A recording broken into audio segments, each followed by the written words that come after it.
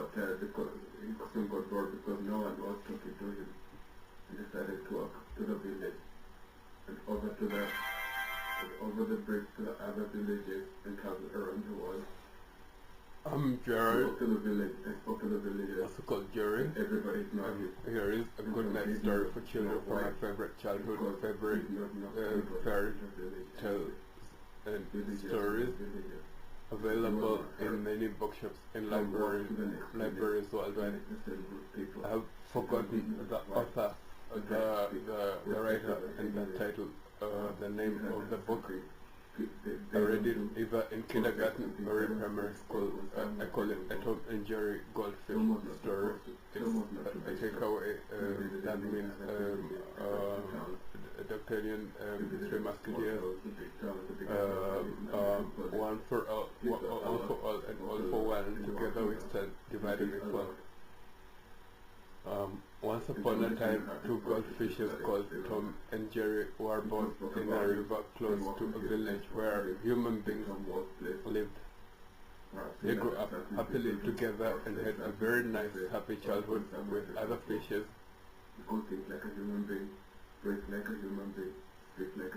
And their goldfish family.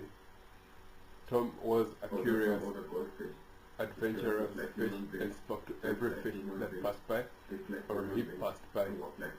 Jerry was a cautious, shy, careful fish who also spoke with other fish that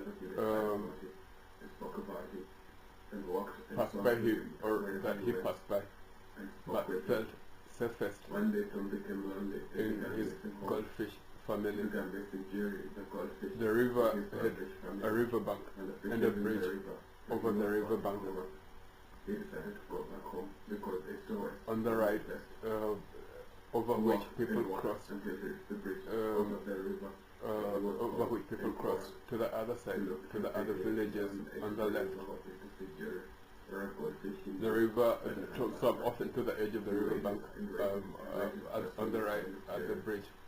Said the human beings all speaking to each other and walking across the bridge to the village on the left.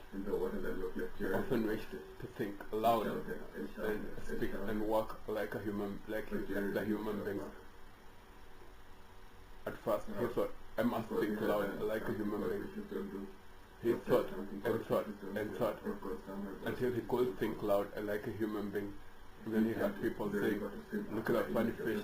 He could think loud like a human being, like a thinking human being. He became brave and began greeting the human beings. He thought, I must now speak like a human being. At first no one answered, but some people began speaking. Look at that funny fish. He can speak like a human being. He can also speak like a human being. Some people began greeting back, and Tom became braver. And then he thought, I must now breathe like a human being. He tried and tried and tried until he could breathe like a human being. And then people said, look at that funny fish. He can breathe too like a human being. And Tom became even braver. He thought, I must now learn to walk like a human being. He tried and tried and tried until he could walk like a human being. Like a human being. And then Tom was happy because he could think like a human being, speak like a human being, and walk like a human being. He soon got bored because no one was talking to him and decided to walk to the village and over to the bridge to the other side, to the other villages, and travel around the world. He walked to the village and spoke to the villagers, but everybody ignored him. And Tom did not know why, because he did not know anybody in the village anyway. Villagers remained villagers, and so he was hurt. Tom walked to the next village and met the same rude people. And Tom did not know why, but had to speak with everybody anyway. Perhaps he had done something they don't do, or said something they don't say, or gone somewhere they don't go. Tom was not to be stopped, and visited many other villages and reached the towns. He visited the small towns, the big towns, the bigger towns, and even the metropolis. He thought a lot, spoke a lot, walked a lot, and did a lot. And Tom became the hardest goldfish people had ever seen on earth. People spoke about him and walked to him and spoke with him, and Tom was pleased. Perhaps he had done something people do, or said something people say, or gone somewhere people go.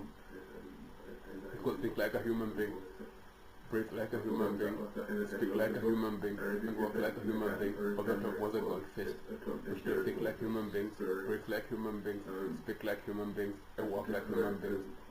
And Tom became a famous goldfish, and everybody in the village and every fish in the river heard about him and spoke about him and walked and saw him wherever he went and spoke with him.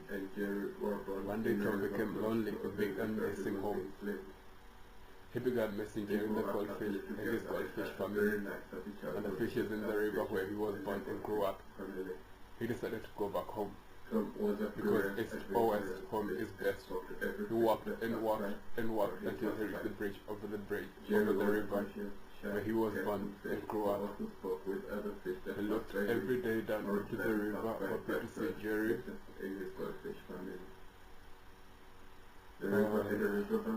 In the water that he looked waiting to see Jerry. He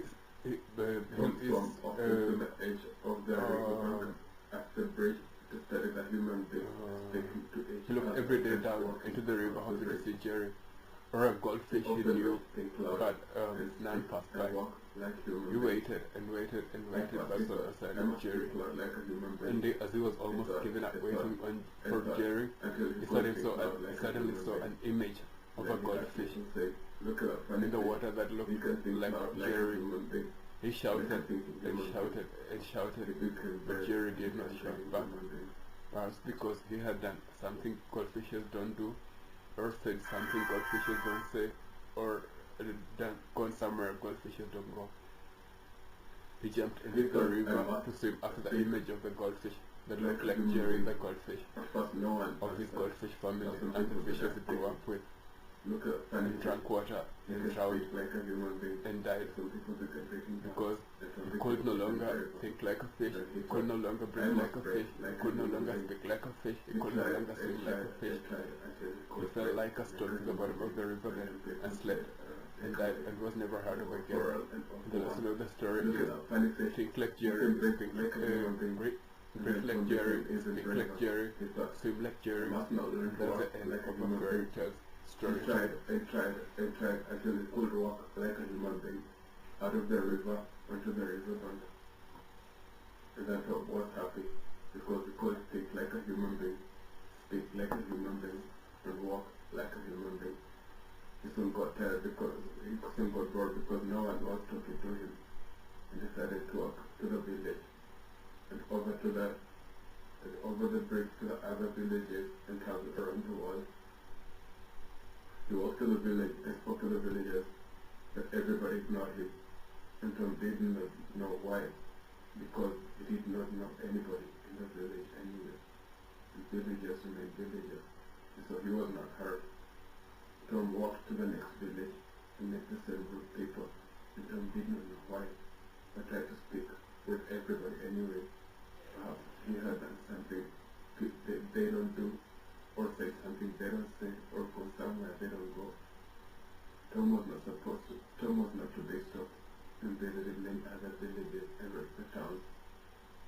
He visited the small towns, the big towns, the bigger towns, and even the metropolis. He thought a lot, spoke a lot, and walked a lot, and did a lot. And Tom became the hardest goldfish people had ever seen on earth. People spoke about him and walked with him and spoke to him. And Tom was pleased. Perhaps he had done something people do, or said something people say, or gone somewhere people go. He could think like a human being, breathe like a human being, speak like a human being, and walk like a human being. Although Tom was a goldfish, which can think like human beings, breathe like human beings, speak like human beings, and walk like human beings. Tom became a famous goldfish, and everybody in the village, and every fish in the village heard about him, and spoke about him, and walked and swam to him wherever he went, and spoke with him. One day Tom became lonely and began missing home. He began missing Jerry the Goldfish and his goldfish family and the fishes in the river where he was born and grew up. He decided to go back home because east to west home is best. He walked and walked until he reached the bridge over the river where he was born and grew up. He looked every day down into the river hoping to see Jerry or a goldfish he knew, but none passed by. He waited and waited and waited just on the side of Jerry. One day, as he was almost giving up waiting for Jerry, he suddenly saw an image of a goldfish in the water that looked like Jerry the Goldfish. He shouted and shouted and shouted, but Jerry didn't shout back. Perhaps because he had done something goldfishes don't do, or said something goldfishes don't say, or gone somewhere goldfishes don't go. He jumped into the river to swim after the image of the goldfish that looked like Jerry the Goldfish, and his goldfish family and fishes he grew up with, and drank water, and drowned, and died. Because he could no longer think like a fish, he could no longer breathe